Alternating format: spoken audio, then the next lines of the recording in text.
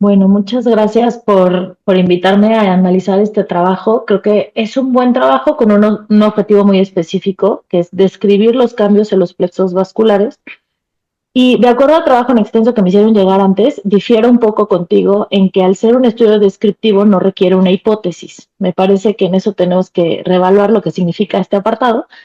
Y te quiero hacer énfasis en que sin una hipótesis no sabemos qué objetivo tiene nuestro trabajo. Entonces, vale la pena que formulemos una hipótesis de verdad.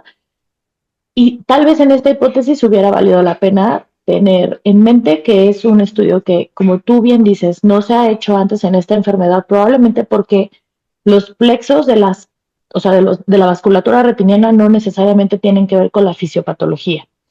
Ahora, no necesariamente significa que si la fisiopatología no está involucrado no tengamos que hacer la descripción. Creo que es muy valioso, pero siempre y cuando lo comparáramos con un grupo de sanos para tener un parámetro colectivo, ¿no? De normalidad y ver en qué difieren. Creo que puede haber un error en una de tus diapositivas porque pusiste que el tipo de estudio es una encuesta descriptiva y si lo vas a presentar en otro foro, vale muchísimo la pena que lo verifiques. Creo que tu trabajo aporta información muy valiosa sobre el papel del plexo capilar profundo como un marcador de inflamación activa y aunque a veces este plexo en particular es difícil de evaluar cuando hay una distorsión importante en el contorno retiniano, este estudio en particular está sujeto a muchos artefactos y entre los muchos artefactos que el angiócete tiene, sobre todo para un campo de 6 por 6, es que dependemos de la fijación del paciente, que sabemos que cuando más inflamado está, peor fijación tiene. Necesitamos buena transparencia de medios, que ya sabemos que en BKH no siempre se concede esa oportunidad. Y la calidad de las imágenes y la evaluación, sobre todo de la densidad de vasos, va a depender de estos cambios. Entonces, por estas razones creo que tienes tal vez algunos resultados que no necesariamente son tan útiles para obtener conclusiones.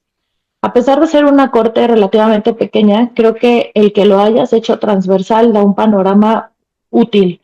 Mi sugerencia sería que al ser una corte pequeña y al ser una enfermedad que habitualmente manejamos de manera eh, ya optimizada porque ya la conocemos y en pocos meses podemos llevarlos a una etapa en vías de remisión, valdría la pena que a estos pacientes se les hubiera hecho el seguimiento con el mismo estudio para ver los cambios según la misma, o sea, en el mismo paciente en distintas enfermedades, en distintas fases de la enfermedad.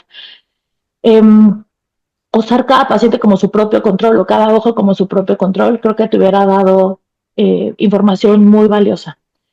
Eh, Finalmente, bueno, aprecio el interés a pertenecer al Centro Mexicano de Enfermedades Inflamatorias Oculares. Creo que la llegada de estos nuevos miembros enriquece la experiencia colectiva. Creo que ustedes son partícipes de la difusión del conocimiento en enfermedades como la descrita en tu estudio y te felicito y te doy la bienvenida, Jesús.